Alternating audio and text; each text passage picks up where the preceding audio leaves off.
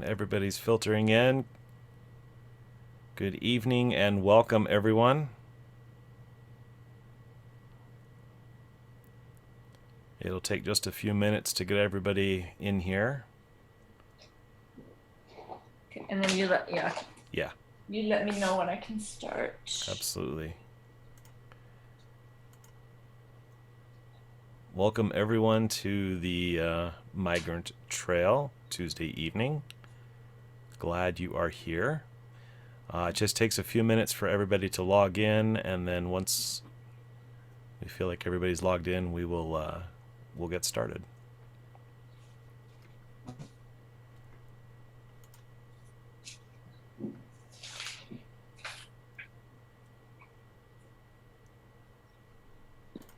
Okay.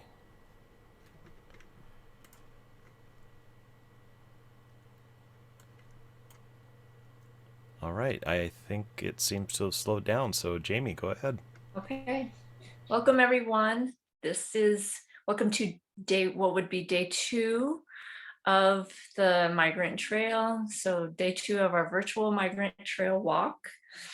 Happy to welcome you all here today or this evening. This evening we have 3 presenters that are going to talk with us about what we're referring to the panel as this new paradigm of chaos and cruelty in terms of how the militarization of the border continues to evolve. And each of the panelists will speak to us from their perspective. And I want to briefly introduce them all, welcome them to the virtual Migrant Trail. I wanted to also just take a moment to tell all of our participants that we will open up the room after the Q&A session. We will switch you into panelist mode so that we can have some social time to speak with one another at the end of this session. I'm just going to just looking at some documents here, bear with me. So I'd like to introduce our 3 panelists for this evening. We have Isabel Garcia, Xochitl Mercado, and Sarah Roberts. And I'll tell you a little bit about each of them. Isabel Garcia works with the Coalición de Derechos Humanos, and she's a 4th generation Tucsonan, a longtime human rights advocate and an organizer with Coalición de Derechos. She attended Pueblo High School before graduating from the University of Arizona, and then where she also completed her JD in 1978. After being accepted to the Arizona State Bar, Isabel was awarded the Reginald Heber Smith Fellowship, which took her to Del Rio, Texas, otra parte de la frontera, another part of the border, where she worked with migrant farm workers as an attorney with Texas Rural Legal Aid in Del Rio. And Isabel came back to Tucson in 1980, where she has continued her work, and she worked as a public defender and then the assistant federal public defender. She has a very long history of border and human rights work in Southern Arizona. In 1992, Isabel was named the director of the Pima County Legal Defender, where she fought against the injustices in the criminal justice system and the incarceration of our communities until her retirement in 2015. She has been a constant champion for migrant rights and has fought against the militarization of the border. She's had a number of recognitions and awards. In 2006, she was awarded the Human Rights Award for Mexico's Human Rights Commission, representing the first person not born or living in Mexico to receive this honor. And I recall in my days of living in Tucson, seeing Isabel at a number of events and protests. Wherever if there was an issue to be had, Isabel was there with us promoting human rights and the rights of migrants. And Isabel will be our first speaker this evening. And then I also want to introduce Xochitl Mercado, who is the volunteer coordinator and the citizenship lead with, oops, I'm sorry. Yeah, with the Keep Tucson Together, if I'm not mistaken. And she has been working with Keep Tucson Together since 2014. In 2017, she became the coordinator of the citizenship team. And as some of you may know, and we will probably hear more throughout the week, a little bit about Keep Tucson Together. That has been sort of an outcropping of No More Deaths, if I'm not mistaken, that they've done amazing and excellent work to help people adjust status, and that there have been a number of volunteers who, you know, have undocumented status who have nonetheless been the volunteers to help, you know, get young people registered for DACA and help people to regularize their status. So Xochitl has been a part of those teams, and her commitment is to assist as many people as possible as they apply for citizenship, with all of its benefits and the responsibility. And she works giving legal advice to the community as they need it. And also within this group of amazing panelists this evening, we also have Sarah Roberts. And she is a retired registered nurse and has been volunteering with Keep Tucson Together since 2011. Sarah has also been doing work with the Tucson Samaritans since its beginning in 2002. And she has similarly been a volunteer with No More Deaths since 2004. So without further ado, let me welcome you all. I'm just trying to see where I'm at here. And I think we're going to let Isabel have the floor first, but also the panelists. We sort of discussed before we started that it may be a little bit of a circular conversation amongst the three panelists as well. So welcome, Isabel. Thank you, Jamie. And I'm sorry for that phone that's ringing. I can't do anything about it, but thank you very much. I'm very honored to be here with Xochitl and Sarah to give a glimpse, I guess, of what's been going on. You know, I want to begin by really honoring my mother, who recently passed away, and those 215 children that were found in Canada, and those individuals that have died this week, have lost people this week along the border. And so it's with that sense of grief that I speak tonight, because we're all very sad with what's going on. And so as we begin any discussion about the border, it's really critical that we say that what is going on now is based on lots of history. And there's many histories, as we are seeing now, that we've never learned in this country. And immigration is but one of them. The genocide of indigenous people and the land grabs is something we're not taught. Slavery and post-slavery, we're not taught. We're not taught the history of labor. We're not taught the history of women. And very specifically here, we are not taught the history of immigration. And that background is very essential. And so tonight is not the night to talk about that, but it is absolutely essential for all of us to have a humane and sane and good border and good living, is that we've got to, you know, get away from that. And so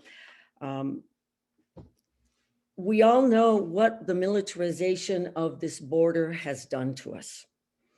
We have seen the death and devastation. And so I know that last year and other years that you've participated in the walk, that many of you know many of these things. But it's really important that we look at what has changed then, given those policies of death. Because in the end, these are policies of death. Make no mistake about it. Whether it's human death through the elements, whether it's death through brutality, whether Border Patrol brutality or chases, the death of our Mother Earth and the environment and those very peoples that have lived in these areas caring for the land, all the indigenous. And so it's that, that impact that we need to talk about now. Last year, we all lived a very hard year. Many of us saw death from COVID. All of us have experienced some impact of COVID. And the border was closed, allegedly. We closed the border.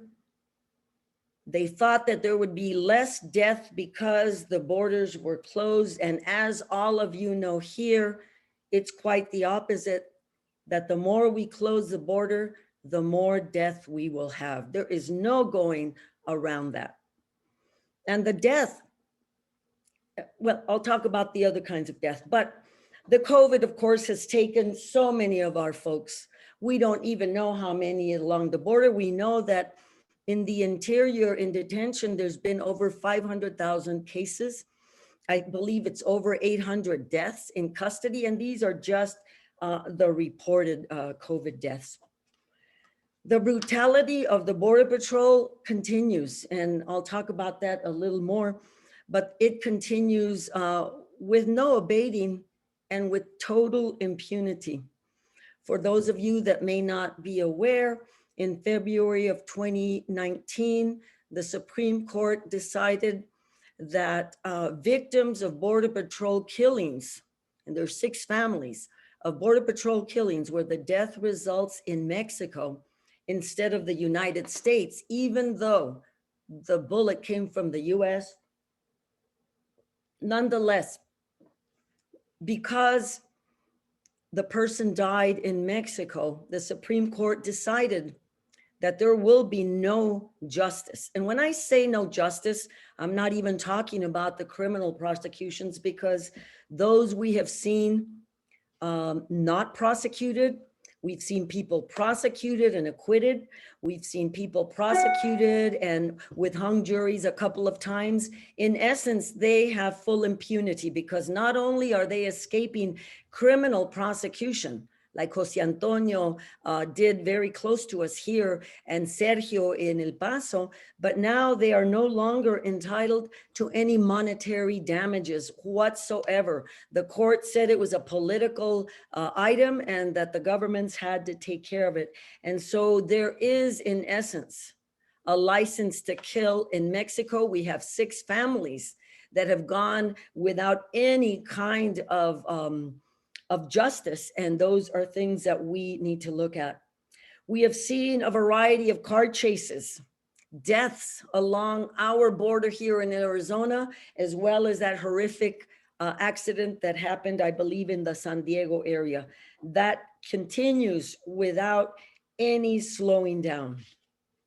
We've got the attacks on the environment that I'm sure you will have speakers this week talk about.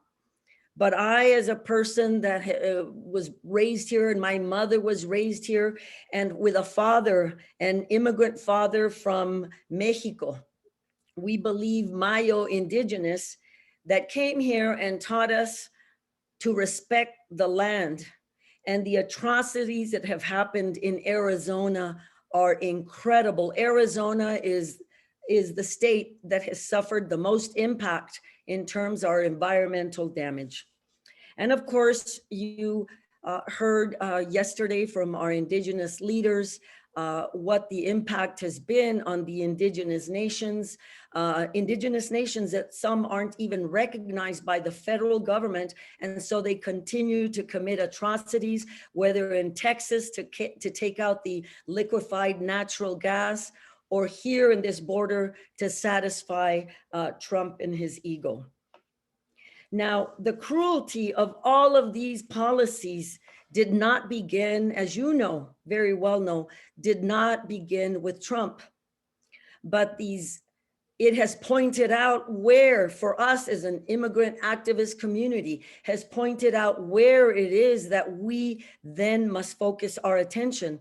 And I submit to you that it has to be, again, to really demolish the Department of Homeland Security to separate it out into the various 23 federal organizations that existed before. The Department of Homeland Security has singularly, if you put it all together under DHS, has singularly created more death and destruction than anything. And you have to understand that the main concepts that are at play at our border came out of 9/11, but really they've been coming for many, many years as our economic structures change and all of it. That is what immigration goes along with our economic policies. No obedece a la economía. And so we know that the brutality that we're facing is not only from Trump, but it's pointed out for us what we have to change. And even though President Biden has brought out good changes for us, we see that in the border, we really need to challenge more of what's being done, because we will continue to see the same border, death and destruction that we know now. The wall has not only grown dramatically in Arizona, but the surveillance capacities and technologies are incredible. I'm sure you're going to hear a speaker on that particular issue, but it's a point where we are not at all addressing this particular administration. The militarization of the border continues with President Biden, unfortunately, because there's many Democrats that have supported previously these very same tactics and techniques that are being utilized. We've got to also understand the legal assaults that have been committed. We know that we weren't successful back in the days of fighting this militarization. And in fact, Democratic leaders agreed to the creation of ICE. And ICE is now a monster for our communities. ICE detention centers have seen dramatic abuse, COVID cases and death, and more than anything, the separation of the family. As Dr. Rubio Goldsmith talks about, death is not only the physical death, it's also the social death that families must go through because their loved ones are deported. Many times these social deaths, deportations, result in physical deaths. And the most painful of all is the ambiguous death. The ambiguous death where thousands and thousands of family members will never know what has happened to their family member.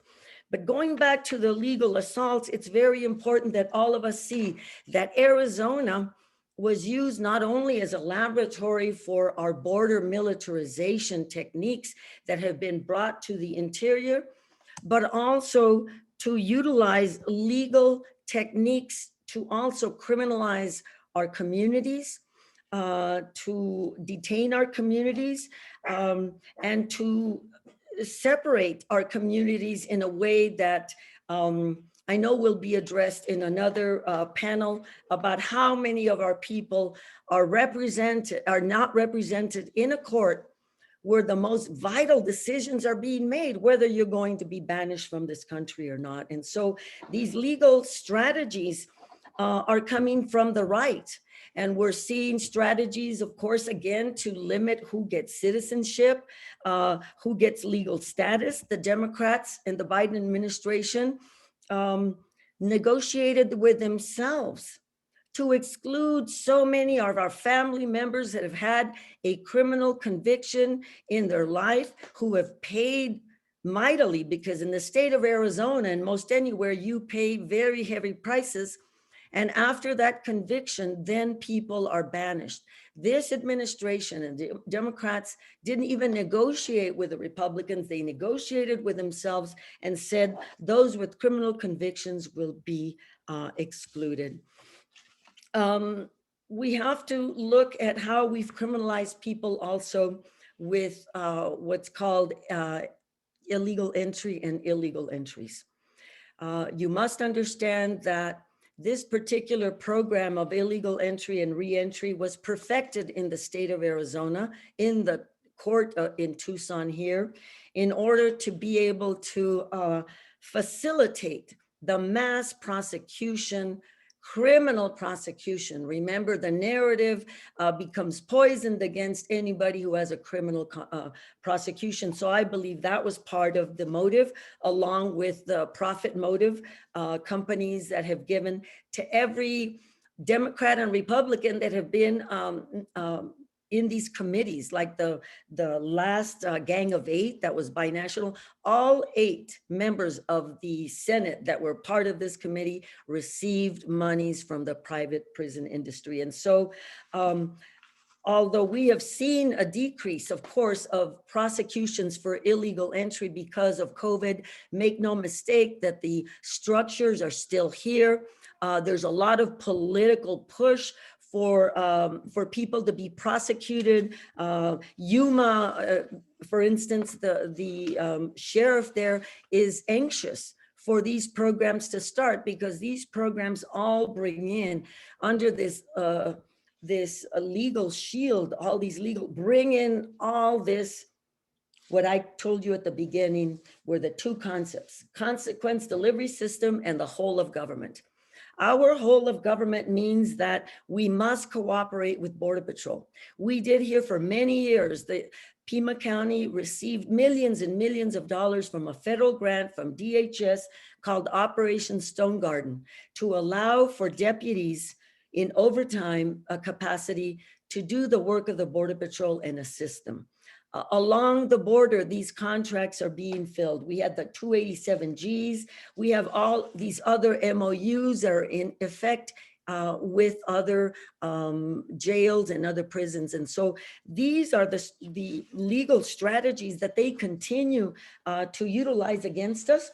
And before I leave, I really want to talk about 2 things. I think somebody will talk to you about the report that was done about the Border Patrol being an agency that should not receive a penny to help immigrants in distress along the border, when this report concludes very clearly that Border Patrol causes more and more death. And so I urge people to read this report that was put out by our organization, and No More Deaths. They did the report based on the interviews of so many immigrants.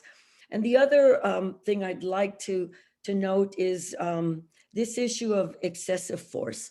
We here in Pima County have prepared a report, and we're asking Pima County, the county attorney, who's a new county attorney, and also the Board of Supervisors, to create a meaningful review of all Border Patrol shootings that happen in their jurisdiction, to exclude the corrupt practices that ex-Border Patrol agent Jen Budd has delineated, and for all of our communities along the border to demand the same thing.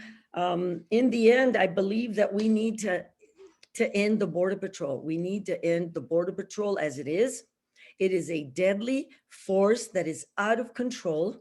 And I believe we need to end ICE as well. And we have to have imaginations and realize that there was a time we didn't have DHS, there was a time we didn't have ICE, and it's time for us to use our collective geniuses here along the border to do something different. And so I'll leave it with that, because I think I'm out of time, but thank you very much.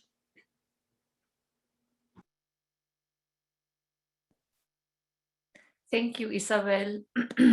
You also you really like nailed the 15 minutes there. I was about to message you, so thank you, Isabel. And we will come back to you for our Q&A, our question and answer. Folks, our next presenter is Xochitl Mercado, if no me equivoco, and we are going to be doing some consecutive interpretation. So Xochitl is going to speak with us in Spanish, And we have Maria, her interpreter here, who will interpret her messages into English for us. Y entonces le damos la bienvenida a Sochi. Muchas gracias por venir y hablar con nosotros, Sochi. Y le acuerdo también de que María va a estar interpretando para usted. Ok, sí, buenas tardes. Sí, María, ve que voy muy rápido. Entonces, sí, me gustaría que me dijera. Ok, mi nombre es Xochitl Mercado.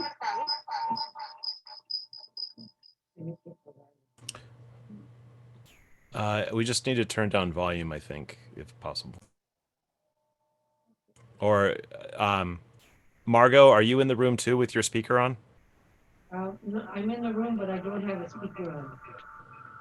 Okay, somebody over there's got an extra speaker on. Sorry, folks, little technical difficulties for a second here.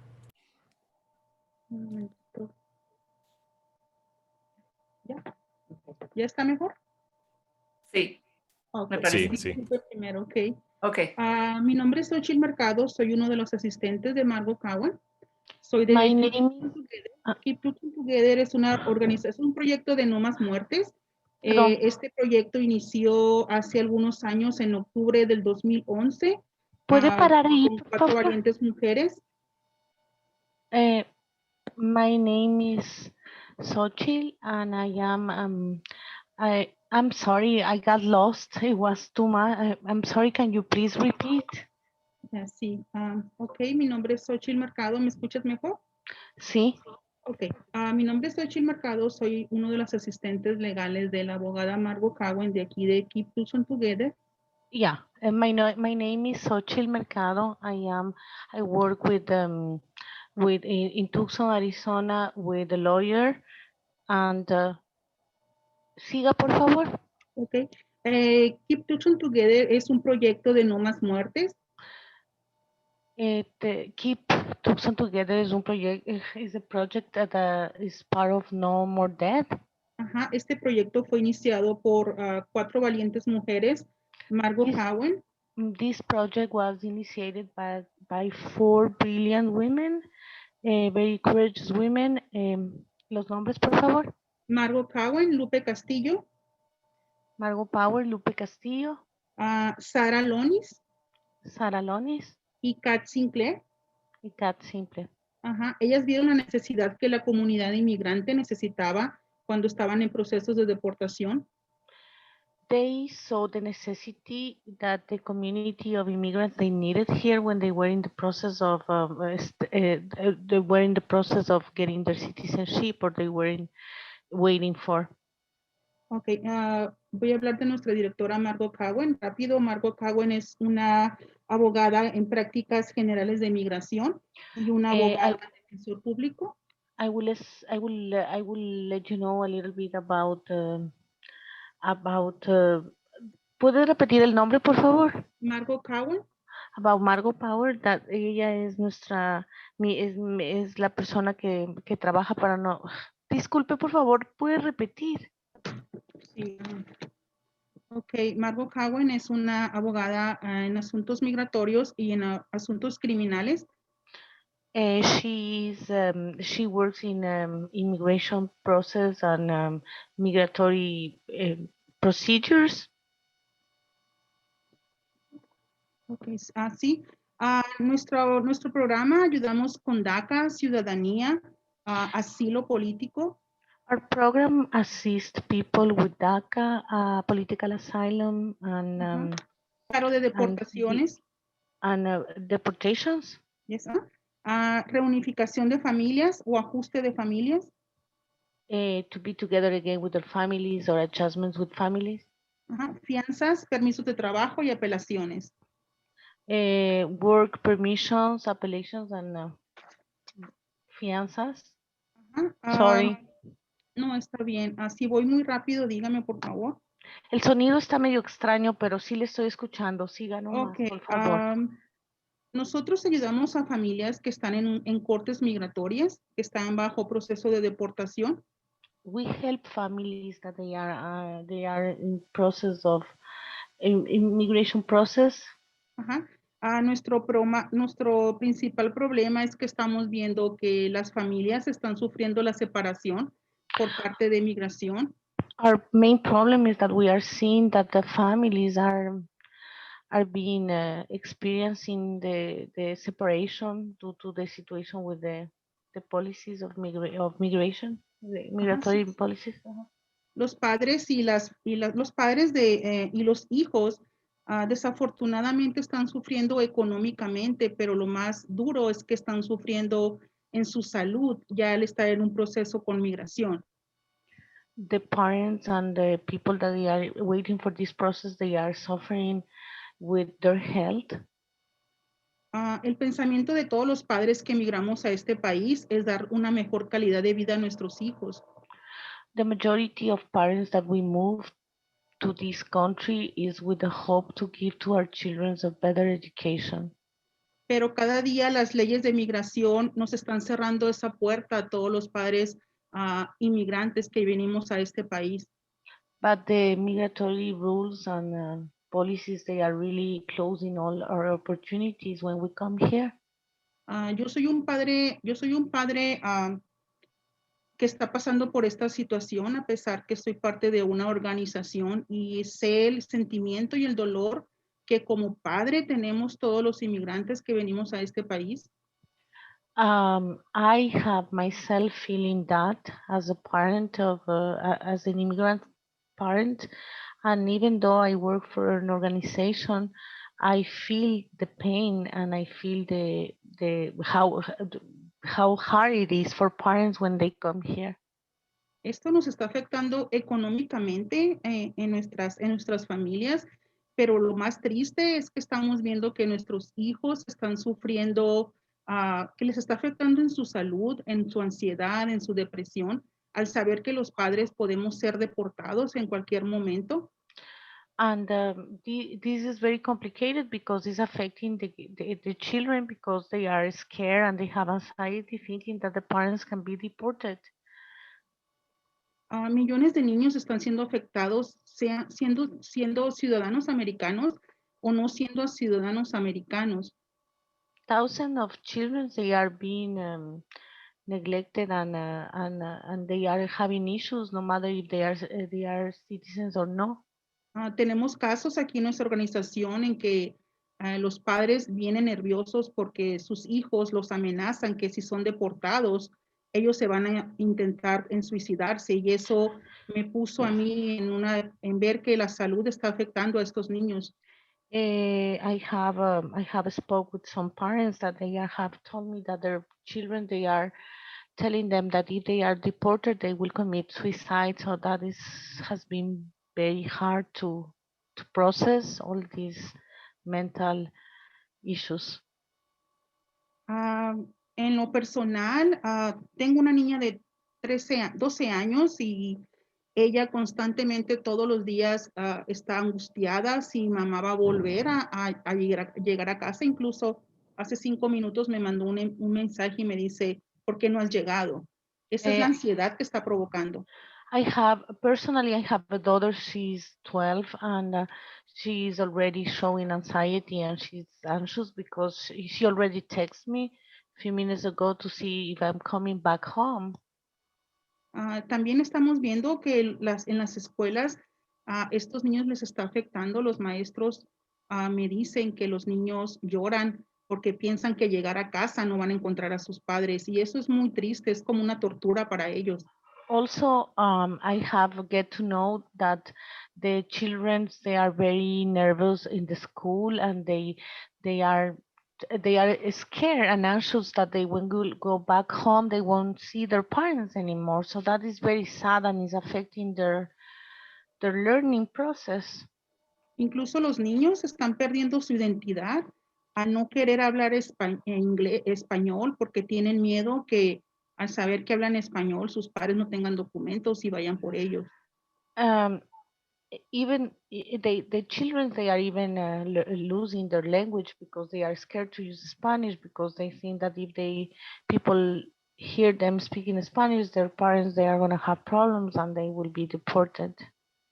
A los niños les piden a los padres que no salgan a trabajar, que mejor se queden en casa y ellos tampoco quieren ir a la escuela porque están recibiendo el bullying solamente por su color de piel o porque hablan español.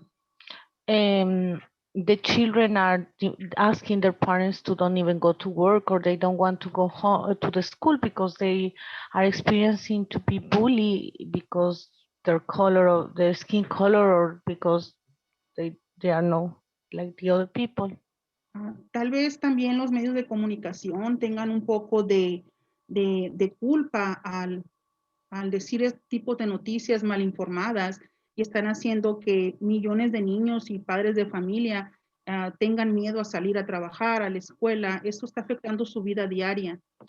Maybe also the media is responsible about this information that is really affecting parents and children in terms of their health and also with the economy. Sabemos que el racismo siempre ha existido, pero siento que con la última administración que tuvimos, despertaron a ese monstruo del racismo, ese monstruo que estaba dormido y se ve en todas partes ahorita en la nación.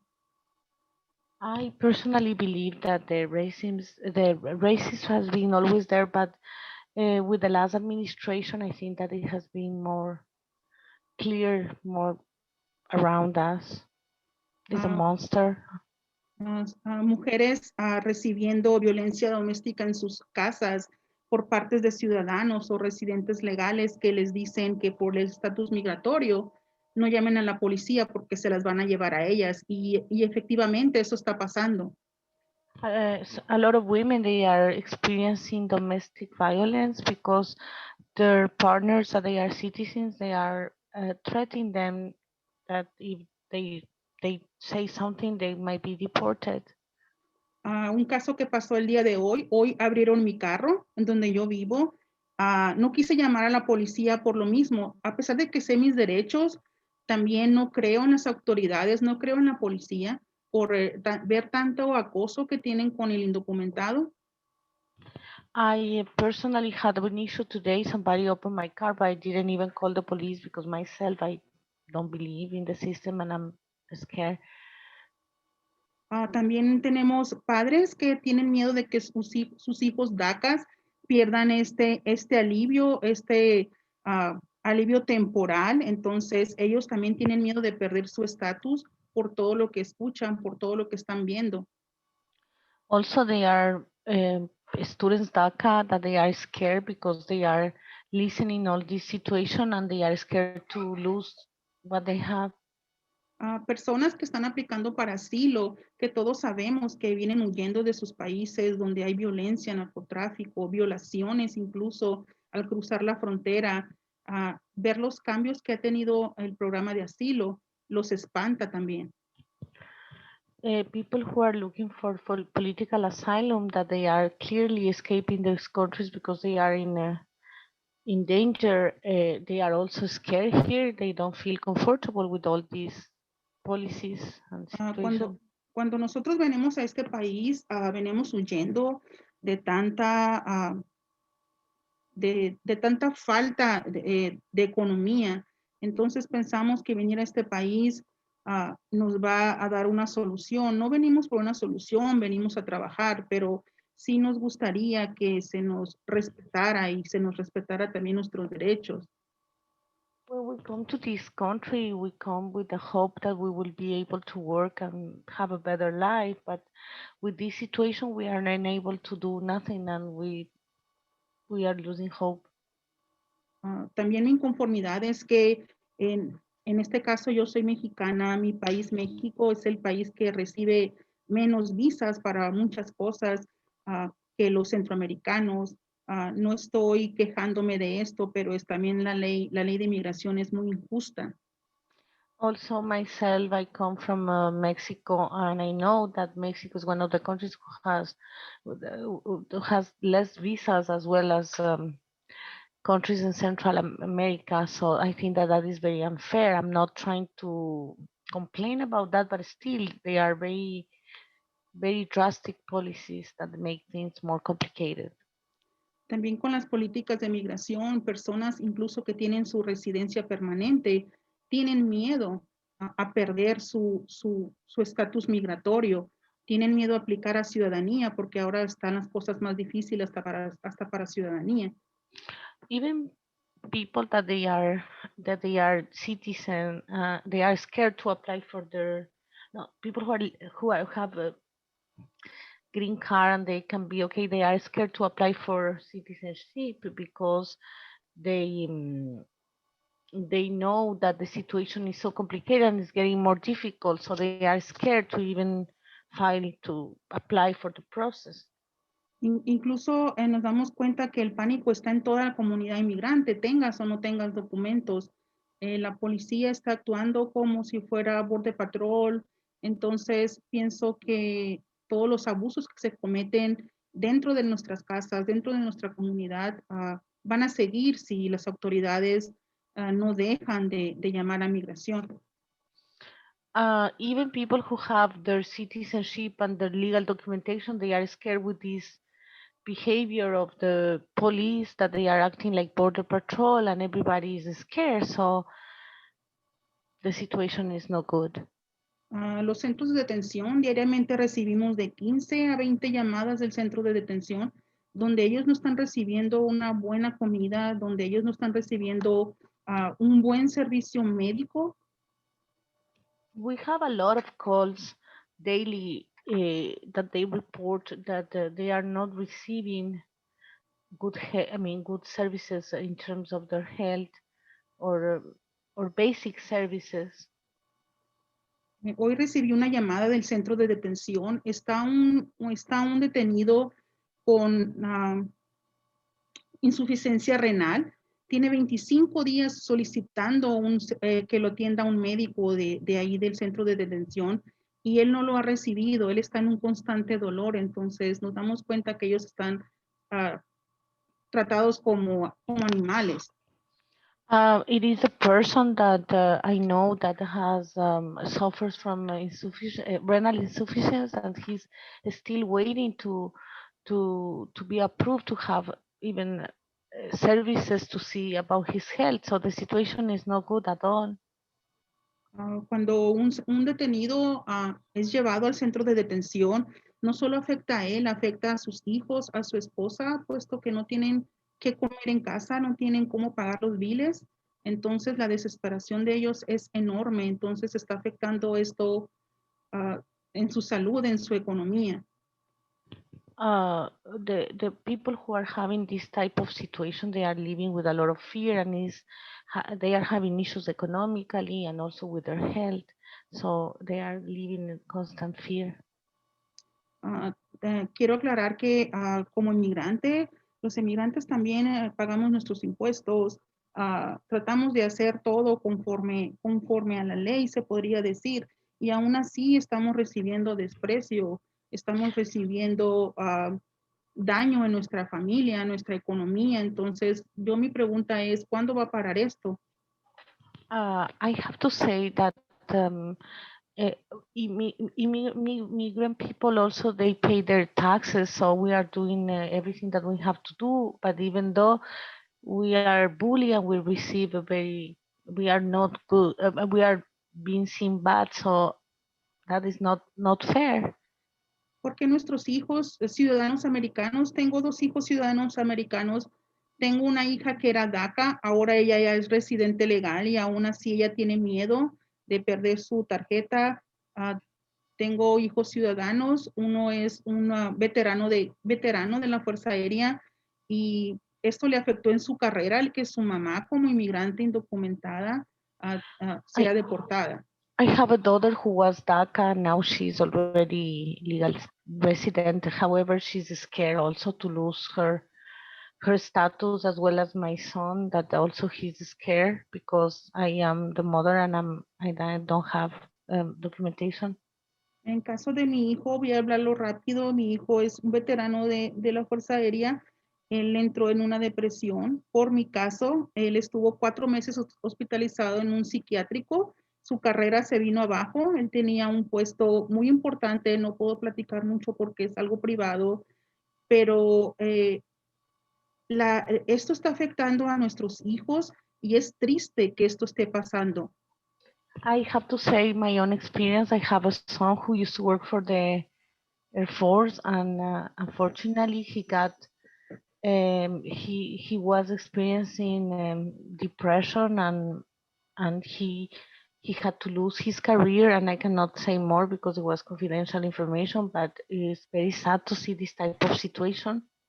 Tal vez para algunos que no están en esta situación no lo entiendan mucho, pero como padre de un hijo ciudadano, de un hijo que sirvió a este país y que esa persona esté pasando por todo esto, por el estatus migratorio de su padre, de su madre, perdón, y saber que así hay miles de militares que están pasando también por esto, eso es muy lamentable que esté sucediendo. I think that in this particular situation about my son, that he was Air Force and he served this country, and after all he has been treated so bad. I think that is really unfair, is unbelievable. Yo entré legalmente a este país, pero desafortunadamente caí en manos de malos abogados. Entonces, yo no me enojé cuando se me hizo un mal trabajo. Entonces, yo decidí, dije yo, ok, mi comunidad necesita que los orienten bien, que alguien nos ayude. Por eso di con Keep Tucson Together y quiero ayudar a mi comunidad, pero también me interesó la ciudadanía. Personally, I have been interested to help with the citizenship process because I want to help my community. Ok, entiendo mi comunidad. Entonces, yo estoy viviendo lo que ellos están viviendo y sé el dolor que están pasando, sé cómo sus hijos están viviendo en este país. Entonces, tengo un poco más de empatía. Ah, Quisiera que las cosas cambiaran. Espero que las cosas cambien para bien con esta nueva administración. I personally think that I know my community, I know the need, and I think that they are experiencing all this ugly situation, and I think that is what I want to help. Querer darle a tu familia una vida mejor no te convierte en un criminal. Entonces, yo espero que tengamos la aprobación de una amnistía con este nuevo presidente, pero también creo que puede haber barreras. Entonces, tenemos que seguir adelante luchando todos contra todos, ayudarnos y pues espero que las cosas mejoren. I personally think that we need some sort of amnestia from the new president, and also I think that we need to keep working together to keep supporting people who are facing this type of situation. Eso es todo por el momento. Si alguien tiene alguna pregunta al final, con mucho gusto puedo contestarle. Gracias por la atención. Right now, that is all that I have to say. I will appreciate any questions that you have later, and thank you so much. Muchísimas gracias, Xochi. Le agradecemos su valentía y su tiempo y que haya compartido su historia con nosotros. I wanted to thank her for offering her story and obviously her bravery with us this week. Le agradecemos mucho.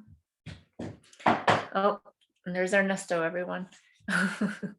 Ahora le invitamos a, oh, sorry, I don't know what language to speak. We welcome Sarah Roberts also to come speak with us, who's been working with No More Deaths and Keep Tucson Together and the Samaritans for many, many years.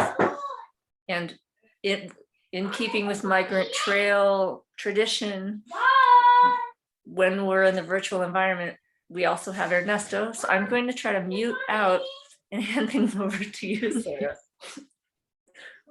Thank you. Thank you, Jamie. And thank you, Xochi and Isabel, for your powerful presentations.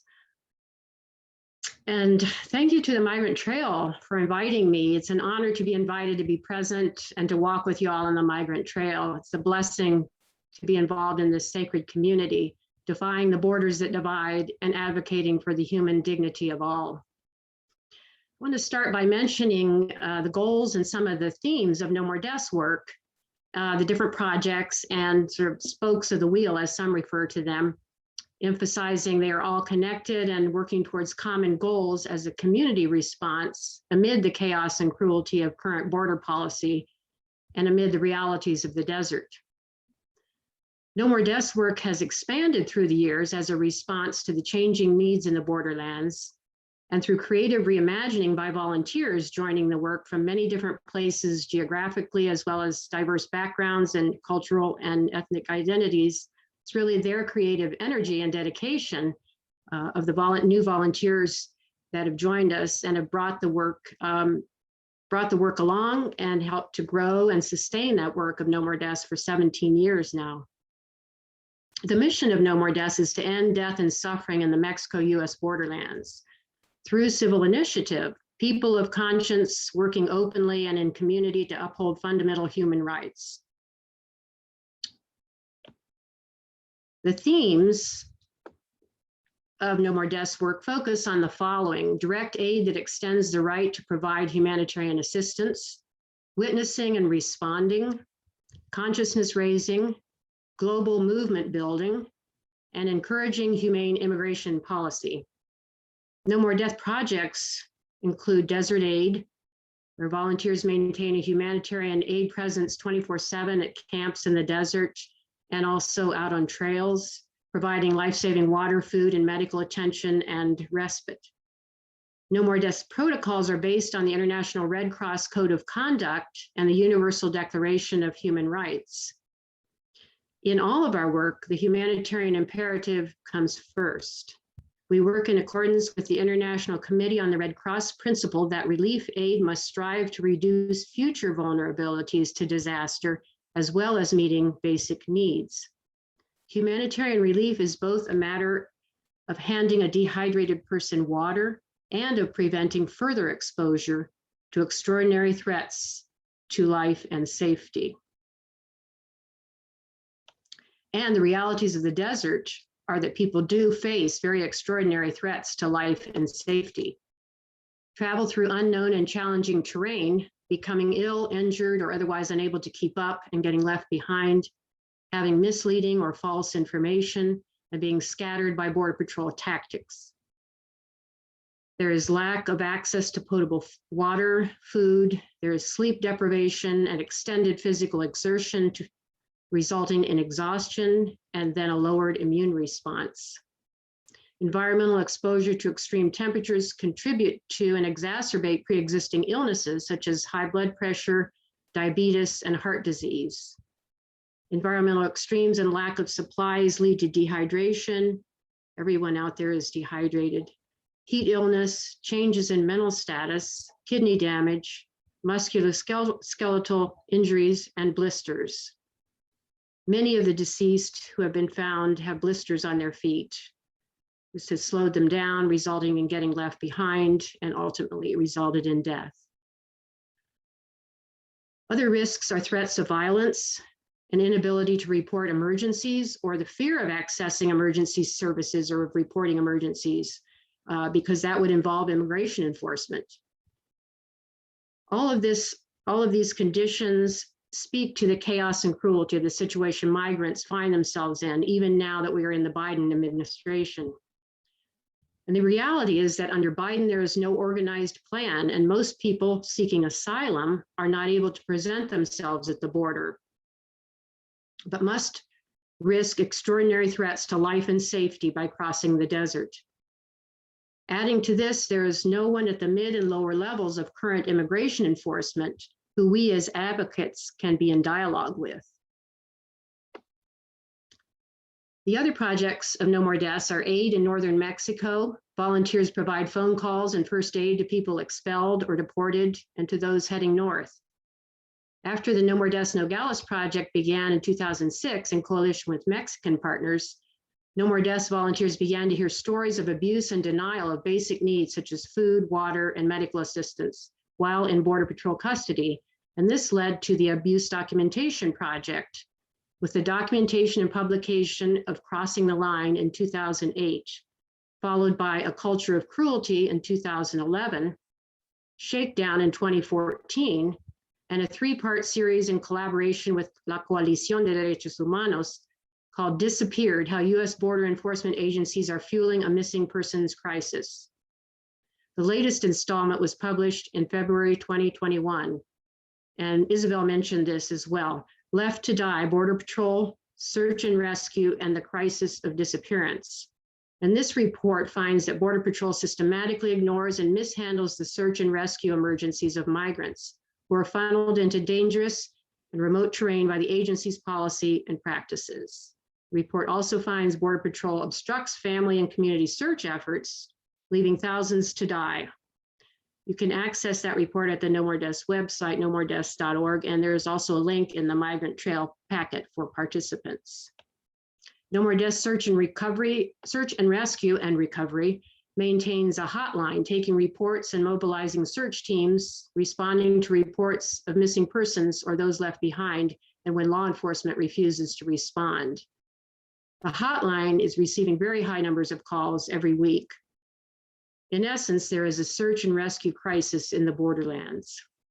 And I refer you also to the Left to Die call to action, also at the No More Deaths website. Keep Tucson Together. And Xochitl has talked about Keep Tucson Together, the history and how it was founded and began. I'll just say a few more words. Justice for All is a current campaign of Keep Tucson Together to provide legal representation for all residents of Pima County and Immigration Court. Keep Tucson Together works to keep families together, and this in turn prevents family members from having to risk the dangerous desert journey to reunite with loved ones, as many have had to do. The current paradigm of chaos and cruelty is also reflected in the high numbers held in immigration detention and the deadly consequences of detention during COVID, the exposure and deaths in detention. And as Isabel also mentioned, very high numbers of people have died due to exposure to COVID. So KTT has formed a parole and bond team and a bond fund that has helped to bond out or secured parole for 181 people detained in immigration detention facilities since the start of the pandemic in March 2020. These are all the pieces and projects, pieces of the work and projects of No More Deaths, spokes of the wheel, as we might say. And each one represents an important piece of the work, as are all projects, all of the humanitarian aid projects going on and all of the human rights, derechos humanos work that is going on. It's all connected and all has the goal of ending death and suffering in the desert and providing presence and witness with the goal of restoring human dignity to all on the sacred journey of the Migrant Trail amidst the chaos and cruelty of U.S. border enforcement policy. And with that, I'll end. Thank you. Thank you very much. Go to the Q&A now. Thank you, Sarah and Xochitl and Isabel. Thank you all so much for speaking with us. I also wanted to take a moment to thank Maria for interpreting for Xochitl for us all. And I'm one thing before, as we switch to our Q&A, I might ask a question of all of you, which would be to speak a bit, maybe there's two parts. There's been some references to the No More Deaths reporting, or the studies on the practices of cruelty that are performed by the Border Patrol in our borderlands in terms of like scattering, and Isabel had mentioned at the beginning that one of the reports, if I'm not mistaken, had found, that you had argued that the Border Patrol should not be receiving one penny of our tax dollars to assist migrants. And I wonder if either of you or all three would like to speak to just some of the experiences you've had with that firsthand and seeing how that plays out on a daily basis. Well, I'll just comment on some of the data that was collected, during our time with the hotline. And it was really clear that it was heartbreaking. You must read the report. Some of the cases show individuals attempting to access help, to access the Border Patrol. And rather than assisting, what they've done is cause people to run, obviously. I mean, whether they do it running on their own in cars or even in helicopters. I mean, the reality is horrific for people. So, you know, these cases are heartbreaking. It's unbelievable to read them. You'll cry to just read, even in black and white, some of the narratives of these individuals calling to try to help, organizations, us trying to help, calling Border Patrol. It's documented, and they ignore people completely. I mean, we saw a death in Texas, of course, that was documented completely there, how they waited until another day and they found the person dead, right? So we have this kind of situation going on, and the gall to say, you know, we're the saviors when they're the ones throwing the people in the situation, right? Throwing them in the ocean and saying, give us a lot of money to throw out a few, you know, lifeguards or, you know, boats, but that's it.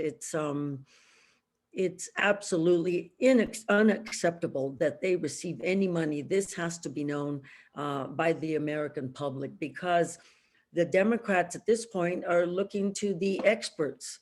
Who are the experts according to them? It's the Border Patrol. It's the wrong agency to go to. And so I think all of us, if people are across the country, it's important to urge your congressional team to fight any and all militarization of the border, and that they should see by now how pervasive it is now in the interior, because we permitted it along the border. But they're not done yet. So we need to be vigilant, and we ask the help of those that don't live along the border to assist us. Sarah? Thank you. Yeah, go ahead, Sarah. Yeah, I agree with all of that. And I just also add to that, in this report, Left to Die, they found that the data that was analyzed found that Border Patrol did not conduct a confirmed search or rescue mobilization in 63% of the cases. And that's in 40% of the cases, Border Patrol directly refused to take any measures in response to a life or death emergency. When they did respond, the searches were severely diminished in time and resources when compared to searches for US citizens. So yeah, we have to really think seriously about what we can do, like reimagining what we can do to bring this out to the public, to bring this out to more people and raise awareness, and also to cut the funding for Border Patrol and save lives. That is, we have to figure out ways to people not being pushed into these situations, but then also to raise awareness that they're not being rescued, as is being put out in the media, really. And we are glad that there has a bill has passed allocating money for the identification of remains, you know. So that's very, very important. I think even a worse sin than allowing people and pushing people to die is to disappear them. And our policy of disappearing people along the border is really horrendous, as evidenced by this last year. There's one of the questions that has come up is following up on this. Are there any sample letters or scripts that we might use to guide us in writing to Congress? Yes, we must have something. I think it's very important. I mean, I don't know that we have the letter or the script, but we have statements or other points and demands, that sort of thing, that we can probably share. What do you think, Sarah? You may have a statement. No more. Death. Yeah, there's a, I could share my screen, but it's left to die call to action. And there actually is a script, a sample script. There's what you can do. And then demand that Congress defund Customs and Border Protection with the Defund Hate campaign, and then donate to community-based search and rescue groups. But also there's a sample script at that page at nomoredeaths.org actually on the homepage. You have to scroll way down. So, and it gives a script. I'm calling on member of Congress to oppose funding increases for border and immigration enforcement. Instead of using public funds to criminalize migration and militarize the border, we demand that you exhibit leadership and call for drastic cuts in funding for ICE and CBP. This includes cutting funds for smart border technologies that only serve to further militarize an already hyper-militarized border, endangering the lives of migrants. So that is there, and there's also a short film that really kind of gives an overview of the latest report. It's really really good. It really helps you wrap your head around all of the data, I think.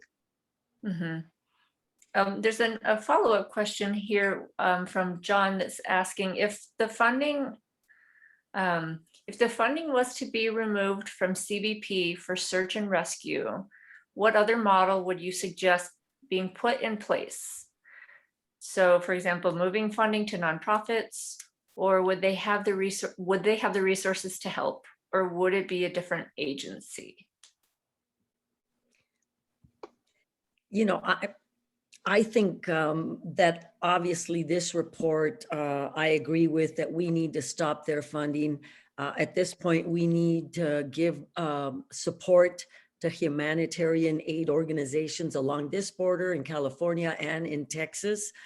But we also have to really make it a point to end all of this, right? We need to stop this in its entirety. So I know that we have to take certain steps that make things better, that are remedial in nature, but I think we ought to keep in mind that we must do away with the Border Patrol. It would, you know, we have to imagine a different way of interacting with Mexico and the Central American countries. It would require the United States to admit to the complicity in so many policies that have devastated Central and Latin America, causing the very migration that they oppose. So it would require it would require a real change in community, in administrations, to meet bilaterally, you know, with indigenous nations all across, and create a situation where people do not have to migrate. And many migrants fight that. They don't want to have to migrate, but our policies, especially now with the climate change, are impacting them. Our military policies, our drug policies, and our economic policies are devastating those countries. One of the follow-ups here, or related questions, asks if the report, does the report speak to the training of Border Patrol?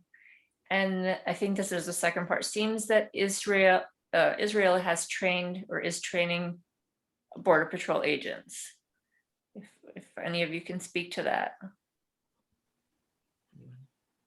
You know, I'm not an expert on everything that's in the report, but I believe it does talk some about how, yeah, agents, U.S. Border Patrol agents have been trained in Israel, have been trained overseas by or joined in training in Israel with the IDF, and so.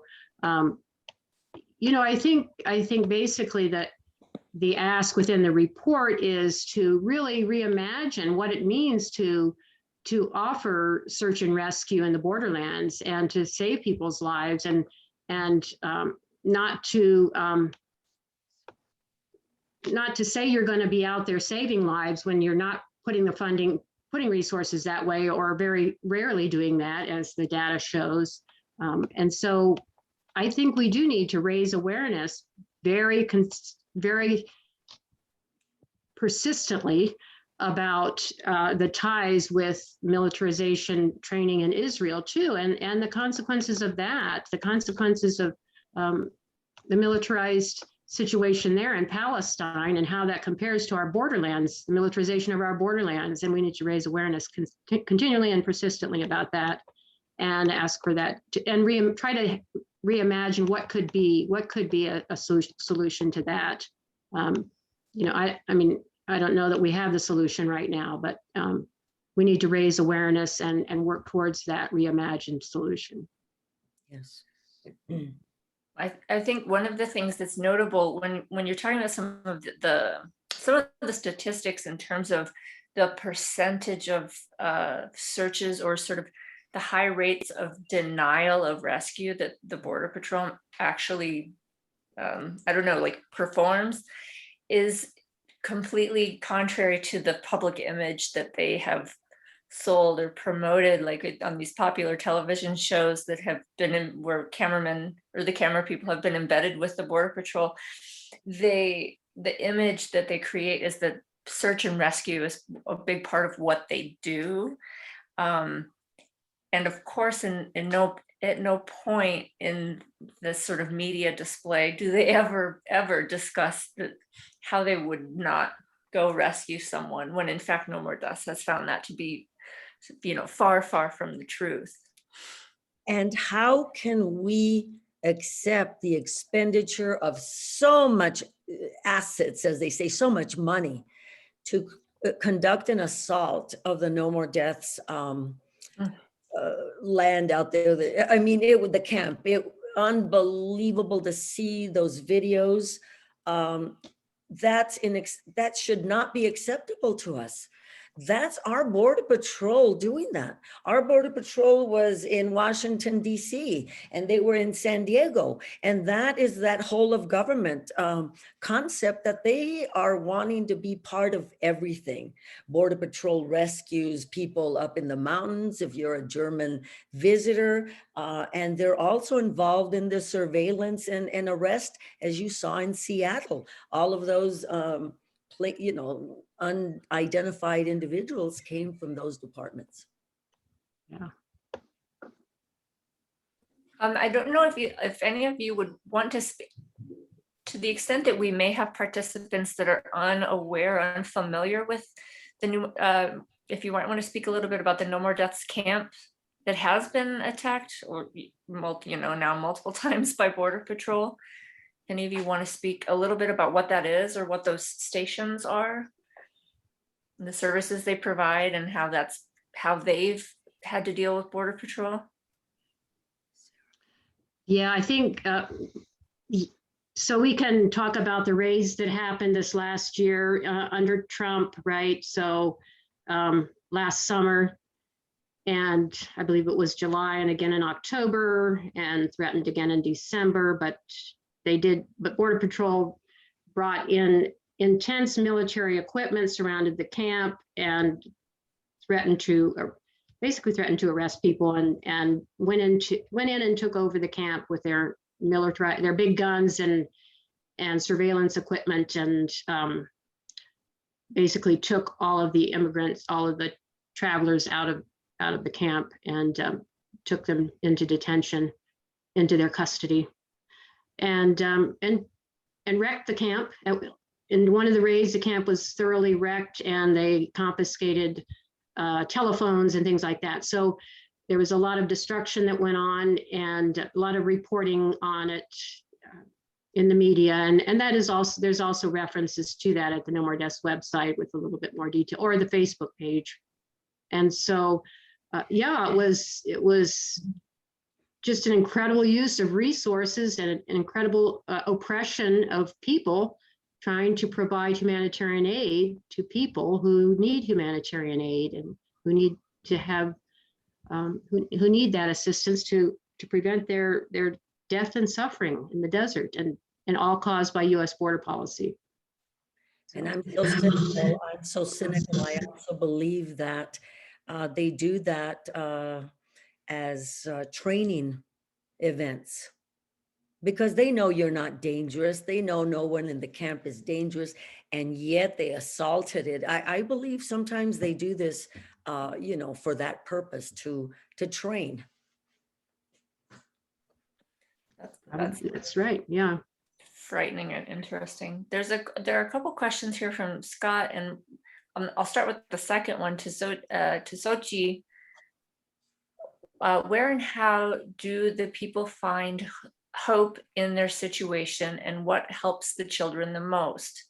What can we do to support the work? Entonces eso es para usted, Sochi. ¿Dónde puedo traducir, no? Sí, La por favor. pregunta para ella. Ok. Sí, perfecto. So, ¿dónde y cómo han hecho las personas para encontrar esperanza en estas situaciones? ¿Y cómo se les ha dado más ayuda a los niños? ¿Qué podemos hacer para ayudar más con nuestro trabajo?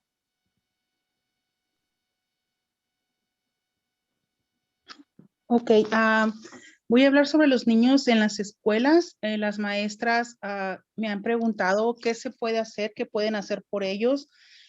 Pienso que se debería también de que se haga un programa donde en las escuelas, a las organizaciones, no sé si se pueda ir a hablar hacer reuniones en escuelas para hablar con los padres de familia, con los mismos niños. En lo personal, yo hablo con mi hija sobre la situación. Ella ha aprendido sobre estos asuntos, pero pienso que ellos están muy chicos aún para entender esto. Okay, so I think that the best way to help the children will be that maybe the school organize some sort of meeting so to discuss what is going on with the children. I personally speak with my my with my kids about this, but I think that sometimes children are so young that maybe they won't understand what is going on. Ajá, que haya más, yo pienso que una solución buena sería que hubiera más talleres de información, sobre todo en español, ya que el 80-90% de las personas que necesitamos la ayuda no dominamos el idioma, entonces se nos dificulta mucho y sobre todo perder el miedo que como comunidad tenemos.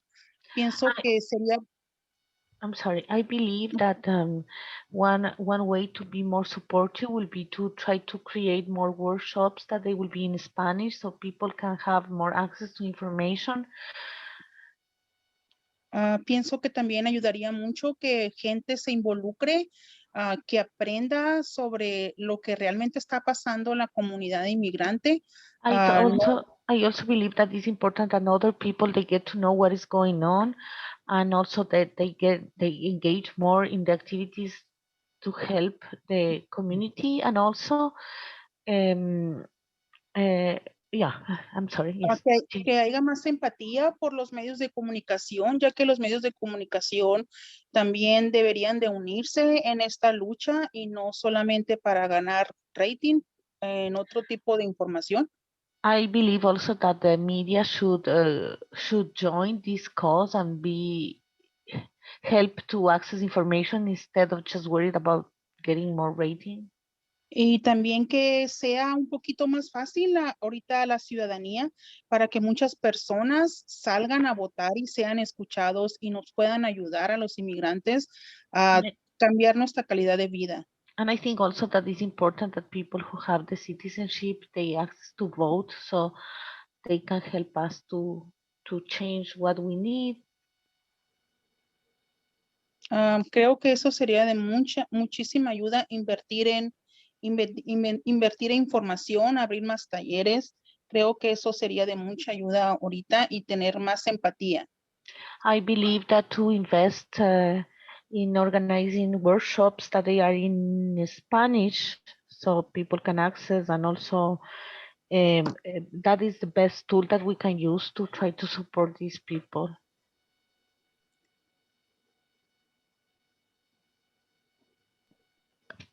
Había algo que iba a mencionar. I was going to mention also to all of our participants that the Justice for All initiative, which is one of the Keep Tucson Together initiatives, if I'm not speaking out of place, and sort of No More Deaths to Keep Tucson Together, Justice for All initiative is one of the initiatives that we are all raising money for this year through the Alternative Migrant Trail. So in doing this work this week, we are all, we're putting in some effort and some money there too, which is hopefully promoting a lot of positive change in our community. There are a couple questions here. There's, I'm going to go to one from Tom here. If we posit for a moment that the elimination of the Border Patrol is unlikely in the near future, are there options from your points of view to bring accountability and transparency? For example, pushing the new administration to prosecute murders and brutality cases. Are there victims willing to step forward now and organizations prepared to support the prosecution of such cases?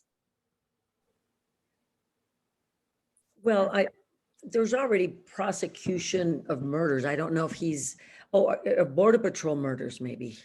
Yes, because I think that's what needs to happen. But I think we have to really evaluate the Border Patrol as an institution, as an agency. And it's been looked at. I mean, on May 30th, 2014, when, help me, Sarah, PERF, the National Enforcement Group, issued recommendations and that sort of thing to the Border Patrol on the very same day that they killed Jose Arambula here outside of Tucson. That report said that under no conditions should agents fire at a fleeing person. He was running away. He was shot in the back of the head. And yet the county attorney in Tucson, in Pima County, decided not to prosecute. And that's why we're demanding much more accountability. But Border Patrol, if you speak to people like ex-Border Patrol agent Jen Budd, she'll tell you that the entire union or whatever they are should be decertified to begin with, right? The entire union leadership. So I think there has to be a very deep evaluation of the Border Patrol. At the same time, we can look at how to create a border where there's, radical hospitality instead of violent militarization, which I know costs less than the violent militarization, and I know that we're fighting very tough forces, they talked about globalization, but really they've made it much tougher all the way around, all across the world. We should always also be pushing for and looking at the global compact on migration that Obama signed on, and that was a very positive step. And then, of course, Trump reneged on it. And we cannot forget to support the International Convention on the Protection of Migrant Workers and their Families, which really extends the kind of protections that we're talking about. And the United States, of course, has not signed and opposes it. Yeah, those are all really important points. And so, where we are here in Pima County is to advocate really on the county level with the new Pima County attorney, that there possibly be charges filed, or that there be an oversight body, a commission or an oversight body to really investigate Border Patrol abuses that have happened in Pima County. So that's one strategy that we're trying here. And that's something that could be tried, I think, all along the border in counties. So that's just one of the ideas that we've come up with. And the United Nations published a booklet about enforcement of human rights along the borders. We should push on that. I know there are guidelines, but in one of their, prefaces, they say that human rights are not exempt from enforcement in international borders, because the atrocity along borders all over the world is really on the rise. It's horrific. It really is. Of course, that's on a big level, and then down on the local level, you know, here locally, our community gathered together and we were able to get $1.25 million for immigrants who did not receive any of the, you know, stimulus or any other kind of relief check. We fought, you know, all the public charge changes that have been going on that have discouraged so many people. Angel Mendivil, a young man who was shot February of 2019, I believe. 19. Yes. I don't know how he lived, but he's a miracle guy. He was shot in the back of the head.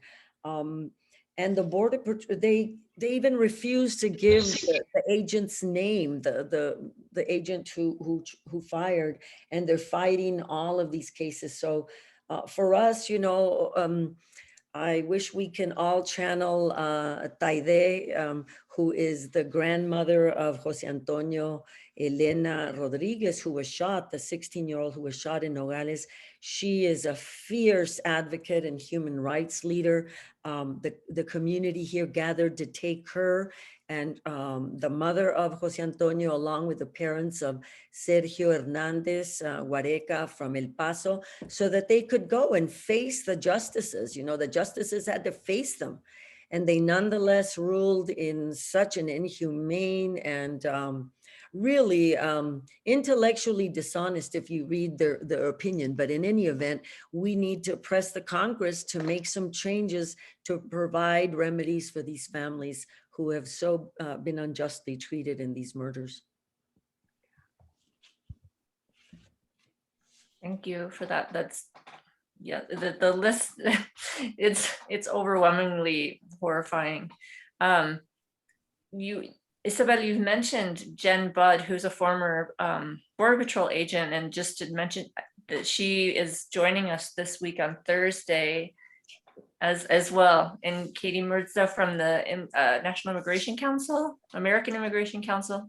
Please correct me if someone. if I'm saying- American, yeah. You're Uh-huh, right. and Todd Miller as well will be joining us. So I'm glad that you mentioned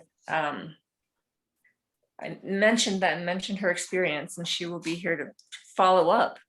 And the other brutality case I want to mention is that of Anastasio Hernandez, you know, who was tasered to death, and it was all videotaped.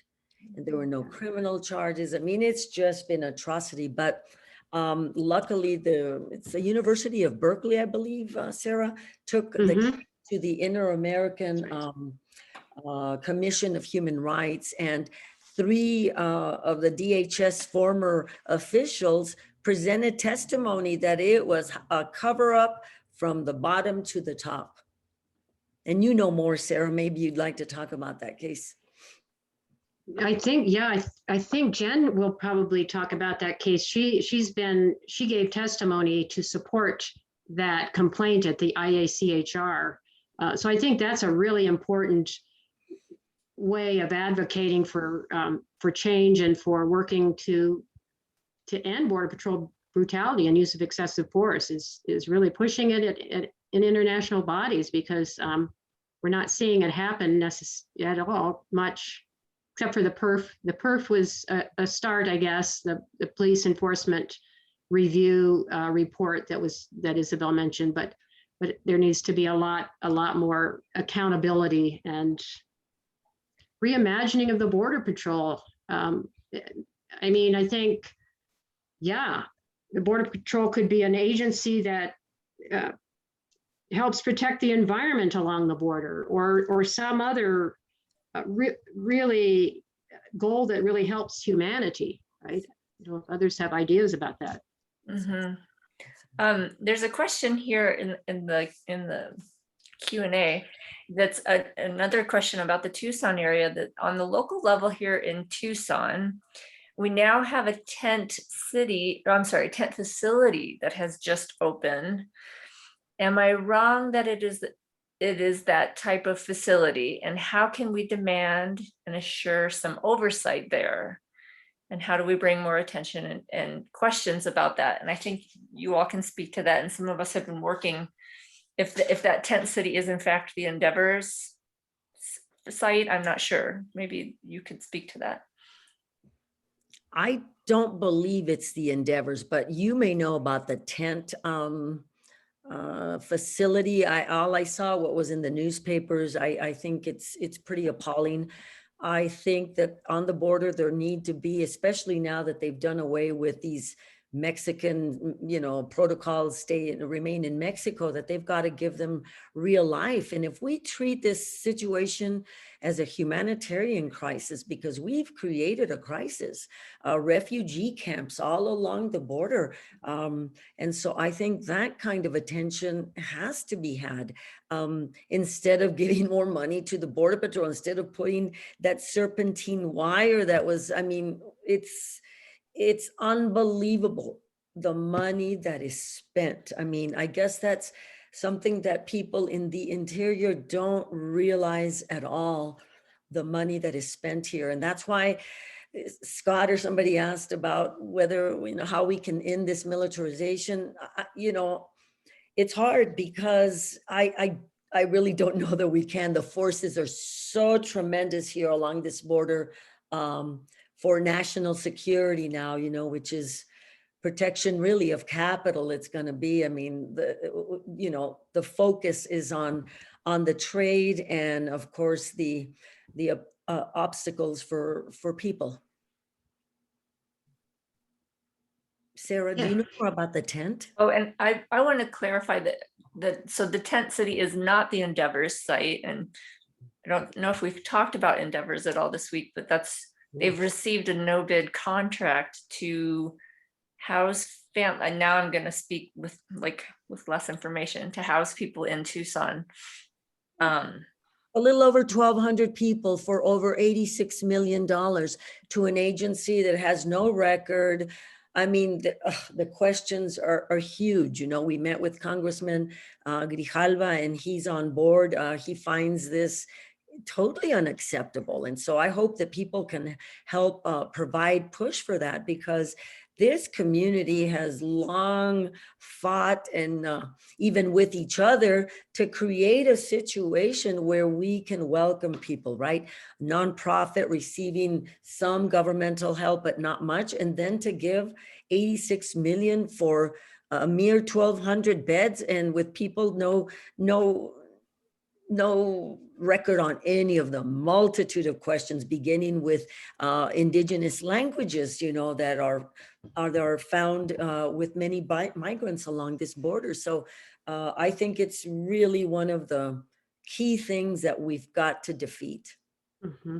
And people are being held in custody in the Endeavors hotel rooms, right? It's not like they've been released to a community shelter like Casalitas, but they're held in custody and not provided many of the services that are needed, such as some of the social services like that were supposedly promised, have not been provided, and the language, as you say, indigenous language interpretation. And my understanding of the tent is that it's for unaccompanied minors. So it's so the Border Patrol legally can't keep unaccompanied minors over 72 hours in their processing center. So this is their solution that they came up with, was a tent facility. And so I think the big question for advocacy is to make sure there is lots of accountability about what's going on there, because I'm sure somebody got a lot of money to build that and to run it. And I don't know a lot more about it than that. I see there's a couple of things I wanted to mention that there's a letter that has been put together for people to sign, that is to question and ask for transparency with the Endeavors contract. And the Migrant Trail, we will send that we can share that with you all, with the participants. So we can probably attach that to the email tomorrow. And then I don't know that everyone can see the Q&A but us. And so I see that Barbara has sent a photo from Facebook, and I'm kind of imagining that this might be of an image of the tent city, but I'm not able to see it right now. So Barbara, I might ask you. It says content not available right now. Okay. Barbara, I don't know if you're able to change that. So I'm not sure what she wanted to share there. Maybe if it went into the chat, Eric. Well, I think if anybody click, I just copied and pasted the link into my browser, and it just says, "Sorry, this content isn't available right now." So I'm not sure. Facebook seems either privacy settings are not allowing people to see it, or Facebook is having issues. Could be either way. You've got to recall the tent in, was it Tornillo, Texas? It was an abomination. It was eventually vacated, but that we do not want that here either.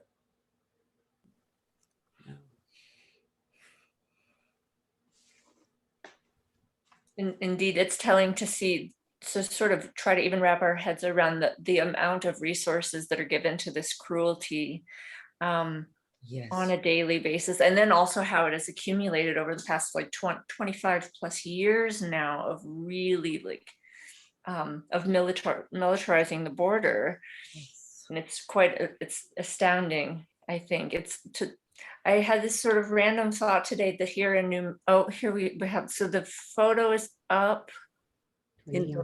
So this is just a photo I found in the New York Times of one of the tent cities in Texas, it looks like, in Tornillo, Texas. And there was just an article up here: inside the vast city, housing migrant children in a Texas desert. It was vacated because Was that the one that was vacated? Yes. Okay. We sent some people there to look, and they of course build these things in the most isolated areas, sort of close to the Mexican border. A really, a terrible place to do that, but that's what they do. We see something very similar with our detention facilities, the ones in Eloy, right, in Florence, this sort of in this place that's not so easily accessible for people, really. That's a seeming sort of middle of nowhere space that's hard for family to travel to, attorneys, volunteers. They do that on purpose and create, an industrial kind of complex. But that really goes to the issue of how important it is for people to be represented. I mean, that's the minimum. Many of us have spent years trying to change laws and what have you. And the bottom line is this: we still have to fight whatever, but the minimum is that we should afford a person an attorney. We tout ourselves as a nation of rule of laws, and believe me, the immigration laws are as complicated as you can ever imagine. In the Code of Federal Regulations, I mean, you have to, and immigrants go in there by themselves, facing a judge and a paid, organized expert. I mean, I think it's bottom line, not only to support our initiative, but I think Biden had in his initial plan, because of our push, to include some pilot projects to begin to extend, because it's a federal agency, of course, that's prosecuting these cases, to create an office or resources to represent immigrants. It's just not fair. And people should not feel, justified in deporting people when people don't even have a chance to see if they have any legal remedy to invoke. And I believe, and this is something that the Justice for All initiative is fighting for and asking for, but it's happening at the county level. Is that correct? That's correct. This initiative is so that we as a county can provide a public defender type office to do these cases, because these are the people that live in our community that, our neighbors, and pay taxes and work 2 or 3 jobs. I mean, while the worst of us work one. But yeah, I mean, this is something that I think is really essential. And I hope that Biden expands this while we chip away at the deportation machine. Believe me, I don't think we ought to create more courts and more prosecutors and more lawyers for us to defend. I think we need to stop it. But in the meantime, if we're going through deportations, we should provide a lawyer. Many of my criminal defense clients could accept the penalty for the small crime they committed, but the huge penalty was the permanent banishment from the country. Mhm. Thank you for that. And that reminds me to sort of remind our participants that when we have on Friday, I believe is our sort of Ask a Lawyer, we have a variety of, we have 3 people, at least Margot is one of them that will be speaking to about the sort of current situation in immigration law. Sorry, my phone is ringing at the same time. So we will also like extend this conversation this week as well. The other thing we did not really touch upon, and maybe Sarah can more than I, as I've not been able to protest, but you know, the asylees, I mean, we've destroyed asylum under Trump, right? And it's taking sort of a long time to really begin to have asylum back again. And so I think it's really important we do something about that. And I know that there's been voices of immigrants that have been stuck in Nogales, Sonora for so long. Some preyed upon, some can't work. I mean, imagine being in that kind of situation. So I think that these border issues really are key. You know, they really are emergency. Unfortunately, many in the interior don't see it. People in Iowa think, oh yeah, we need border security without realizing what they're talking about. You know? So that's why Yeah. I'm thankful for Migrant. Oh, Thank sorry. you for mentioning that, Isabel, about Save Asylum. I put the website saveasylum.org in the chat, and there are testimonies there from many people who have been waiting for over a year, much longer than a year in many cases, to present at the port of entry and ask for asylum, which is their right under US law and under international law.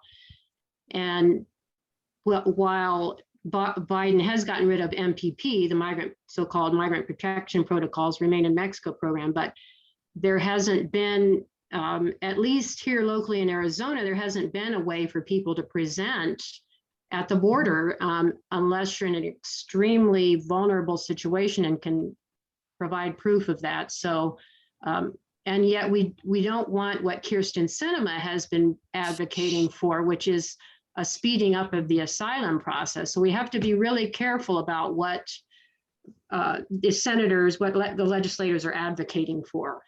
She wants deportation, really. I mean, that's it. She wants fast deportation.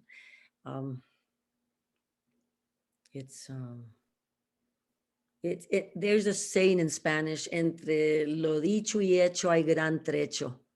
And so it means you know, what you say, between what you say and what you do, there's a long stretch, right? And so with Biden, those are our demands, because that's the pain of Trump, is that we have to overcome so much criminality and violation of law and violation of rights. I mean, how many people have had their rights violated?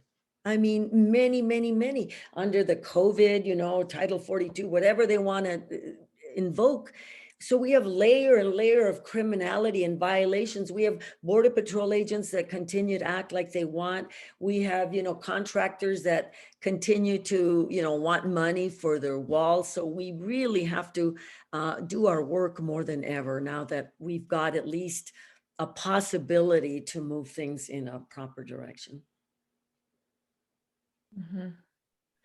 I think and hope and believe that this week for all of us and for our participants will help to bring us together, to re-energize us, and to help us get sort of maybe reorganized in this new-ish moment. Because as we've, you know, as we're discussing, not much has changed. There hasn't been the sea change under Biden, and we're going to have to create it.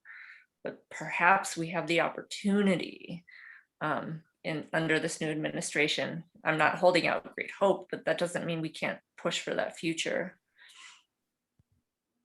We have to push. There's no way around it. Without pushing, there's nothing. We've pushed and pushed, and we're still like holding. You feel like you're not doing anything anyway. It's gone over us. You know, they've railroaded us with with militarization in the Mhm. interior. So it's up to us to really begin to, analyze things critically and not take things at face value. And really, I think focus on how many impacts there's been from the militarization of the border to the interior now. I mean, in so many ways that Mhm. it's very sad, and we've got to stop the policing, the militarization of all of our communities. I mean, they all go hand in hand, just as, Black lives have been taken without regard. Mexicano lives here have been taken without regard. Asian lives, indigenous, so we've got to be together and be very clear about looking under a lens of human rights, looking at all policies, human and really Mother Earth rights, right? I Mhm. think it's time that we follow indigenous leadership. Uh, I can wait for a long time. They didn't even invite him in the Paris Climate Accord. Remember, they had to canoe in the river to symbolically say, because indigenous people say no more fossil fuels, and so they don't want to hear it. And so we have a long way to go to heal, really. Mhm. But I'm really encouraged by the young people, by Xochitl and her team, but the Dreamers as a whole is the most astute political class we have in this country. And so that gives me a lot of hope that we can, in fact, make some changes. Excellent. Thank you. I don't see any more questions coming into the Q&A. And I think what we can do now is, as we had discussed earlier, is we can switch over to we can allow people to come in. There's one comment here. Thank you all for the wonderful presentations. Maybe it's in for the panelists, so I'm going to read it now. Thank you for the wonderful presentations and discussions. I learned a lot. Gracias a todos por las maravillosas presentaciones y debates. Muy bien. Viene de John, de Pennsylvania, de Pittsburgh. Gracias.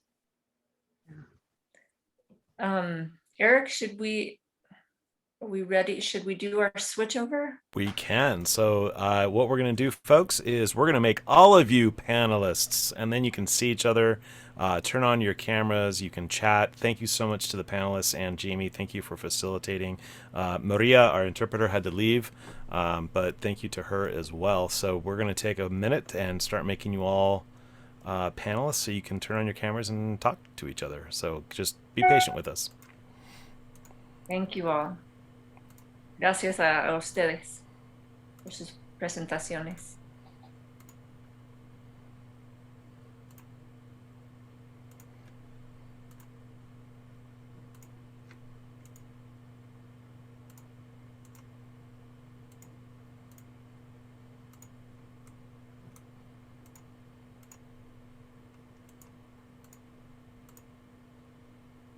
I'm glad, Sarah, you were able to include all those things. I don't know how to do that.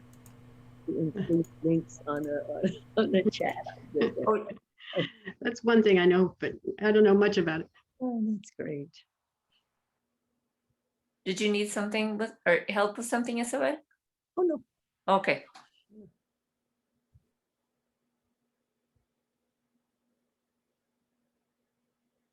And you should also be able to unmute yourself if you'd like to talk. It's just if you're not going to talk, we ask you to stay muted so we don't get a whole lot of echoes and, and Uncle so-and-so or Aunt so-and-so calls and those private phone conversations. They're always fun. One is asking how to turn on their video. So there's a little button in the lower, depending if you're on a computer in the lower left, you'll see an icon that says mute and a little should have a little microphone looking thing. That's your microphone, and just to the right of that should be a start video.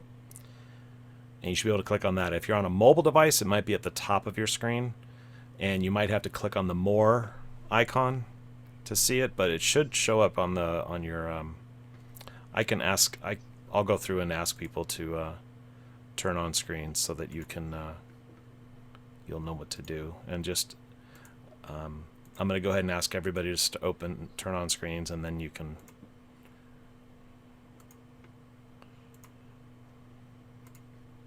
Or turn on video, excuse me. Because I don't know who's asking. Who was asking? I mean, it looks like it's somebody with an Android, so Yeah. from their phone. I think Alexander. Yeah, you already got it, so he's good.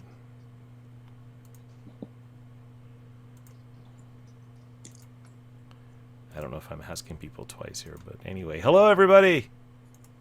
Hi, Eric. Hi, everybody. Hello, everyone. Hi, James. My cat. No, I just saw James. Is that Big Papa?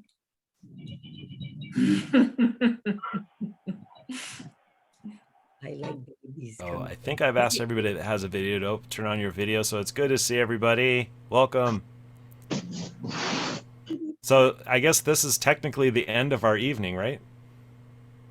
But you are all welcome to chat, talk, use the chat box if you'd like, or if you have other questions that you'd like to talk about, or questions you'd like to ask, or ideas. I don't know. What did you have for dinner?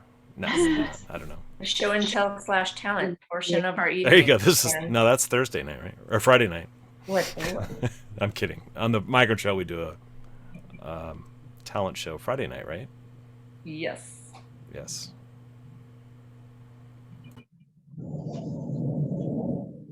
Did any of our friends walk today or run? Or well, I ran. I went out in the heat in Albuquerque and I did 12 miles today. So I'm sort of in real Migrant Trail mode.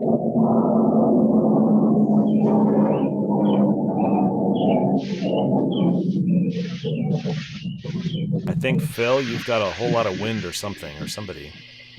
Oh, I'm outdoors and a jet just flew over. So it's gone now. Oh, okay. Okay, good. I went to about 10 miles this morning. So. Oh, Did 1 mile. I did one. Nice. All right. I only did 1 mile as well, and it's 10 o'clock for me, so it's about my bedtime. Long day at work.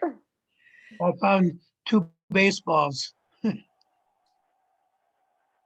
don't forget, folks, tomorrow is your team meetings if you opted to do on that. So just a reminder, if in case your team leader doesn't send you a reminder, just look for the email that you got before. It's the same link each time the team meets. Oh, she sent us an article on Fort Bliss. Mhm. Here, I sent it again. I accidentally only sent it to panelists the first time, but there were just reports that came out last week on the conditions on the emergency intake site at Fort Bliss. Fort Bliss. I visited the one here. I live in San Antonio. I visited the one that was here. Unfortunately, it's since closed, but definitely not the level of services that kids received in the permanent smaller shelters. It was just a lot of kids on cots in this huge arena where normally we have concerts or sporting events, and they just had a little corner of a parking lot to take turns, like shifts playing soccer in, and no education. And this article just talks about how kids have been there for like 5 weeks when it's supposed to be very short term. This is a crisis. It really is. And I think we have to do a better job of reuniting parents and their children, bringing the parents here. You know, it's only right. The trauma that they've suffered requires therapy that should be given here to these children. Another important factor is There that should be a way for parents to have their children reunited with them here without them having to risk going through the desert too. Because yeah, I know that minors are out there just walking up to the wall and standing out there in the heat. On a Samaritan trip a couple of days ago, we met a couple of young men, a 15-year-old and a 17-year-old, who were here to rejoin parents, and they had to be subjected to all of that risk involved. And so, yeah, there needs to be a better way for parents to be able to be reunited in a humane way. Does anybody think of anything we can do with Vice President Harris, who's been tasked with the border? I really think that there has to be some movement there at the top, and I'm not sure if they will. I mean, this thing of trying to give more money to Honduras, really, to the governments that exist already, that's just not going to solve anything. I was wondering if maybe Baji could reach out to her and have a come to Jesus moment. There's an amazing organization called the Black Alliance for Just Immigration. And they have just, I mean, amazing leaders who really are the model, an amazing model of solidarity on those issues. So I was like, oh, that would be amazing for them to sit down with her and say, listen, we need to talk. Exactly. And there's a lot of, you know, Black African immigrants now too. And of course the Haitians, we owe such a debt to Haiti. I don't even want to talk about Haiti. It's hard to talk about some of these topics, you know, what we owe to Haiti and what we've done to the Palestinian people are just the two most outrageous things, you know. And so we need to connect all of those together.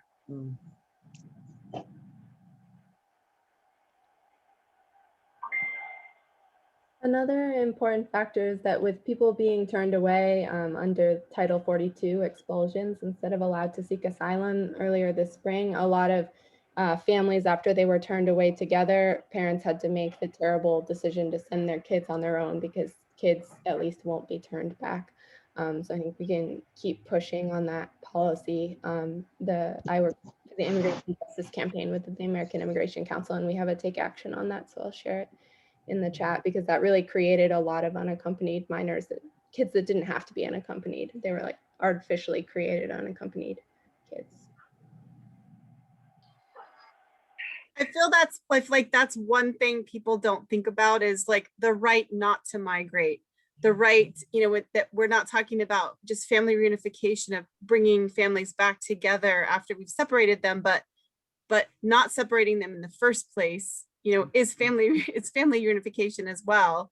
And it's an interesting layer a lot of people don't think about. They just want to act after the kiddo is on their own or in these situations. But what about preventative before the damage is done? You know, what about before the family has to, you know, the right to be able to survive in their home communities is like this piece that we fail to acknowledge because we're so busy. Or at least our government is so busy keeping us busy on all of these other horrors.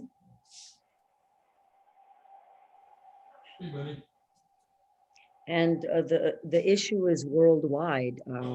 People are either drowning or they're dying in the desert or dying in a ranch in Texas. And we've been dehumanized somehow. It seems to me that when we saw and heard children separated that way, and I mean, I guess there was a big outcry. I thank everybody for that, but that's one of the most evil things we've ever done as a country. I mean, I thought that we had reached the most with the death and disappearing people so that the families will never know what happened to them. All of that I thought was the worst, but you know, what we did purposely to children is horrific.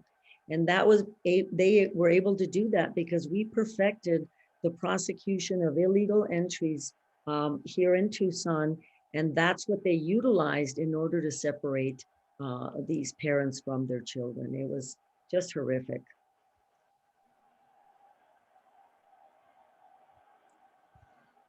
And Kat, will some of these links and stuff be available outside of this thing if I didn't look at I've it at been the time? I've been clicking on all of them, and I will pop them into the email that goes out to everybody tonight. I don't have the last one that you just posted, Katie, doesn't come up as a link for me. Yeah. Okay. I can try it again, but I can also just email it to you. Yeah, if you email the AZ Migrant Trail email, I can put that in there. Great, thanks. Thank you. I'm gonna sign off, y'all. I gotta go tend to the wild ones. Yeah. They made a nice little appearance. I love that. Nice to see your girls, Kat. Nice Love to it. see girls and nice to see pets too. If any of you have little dogs jumping, that's pretty nice. I feel like the least I can do is share the No More Deaths website on my Facebook and encourage people to look at it, to send a little bit of money, and to share that information. That's wonderful. Yes, thank you very much, Doug. That makes a huge difference. Yeah. Yes. Yes.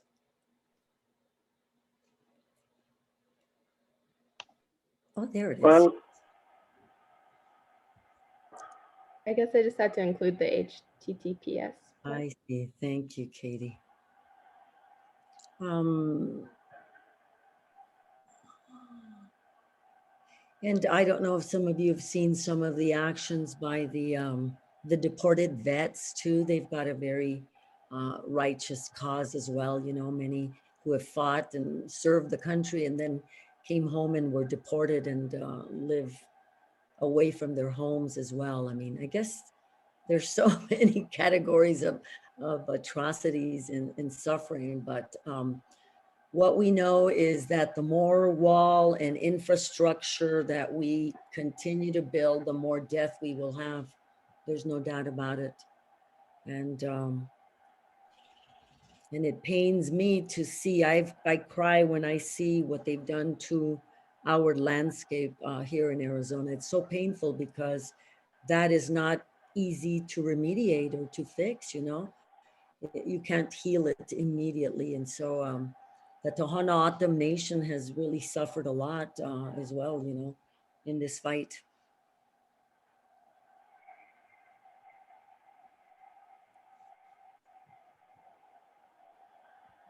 uh-oh.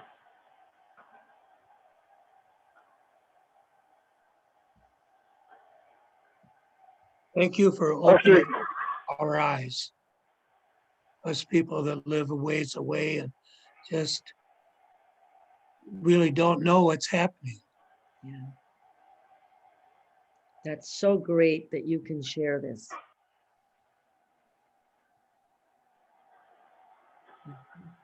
Okay, everybody, it's great to see you all. We'll see you tomorrow. Good to Bye-bye. see night. you, Mo. Take care. Thank you all. Thank you. Thank you all for everybody. walking the Migrant Trail. Yes. Thanks so much. Yes, thank you all for coming. And thank you, Jamie. Of course, I appreciate our panelists and all the work you do and all the work that everyone is doing. Yes. Yeah. Thank you for everyone's presence. Good night. Good night. Right. I want to say Thanks, thanks to all. Wonderful. Thank you. Thank you. Thank you for being on. Thank you. Wow. Bye-bye. Thank you, Been friends. great. Okay, friends, I think I'm Good gonna night. sign. Thank you. I'm gonna sign off as well. Night, thank you. See you. See you All tomorrow. right. Buenas noches, Thank you, everybody. Marty. Oh, sorry, we're Jamie. It's okay. Blessings to you all. We're going to go ahead and close the room. Have a great night, and we'll see you tomorrow.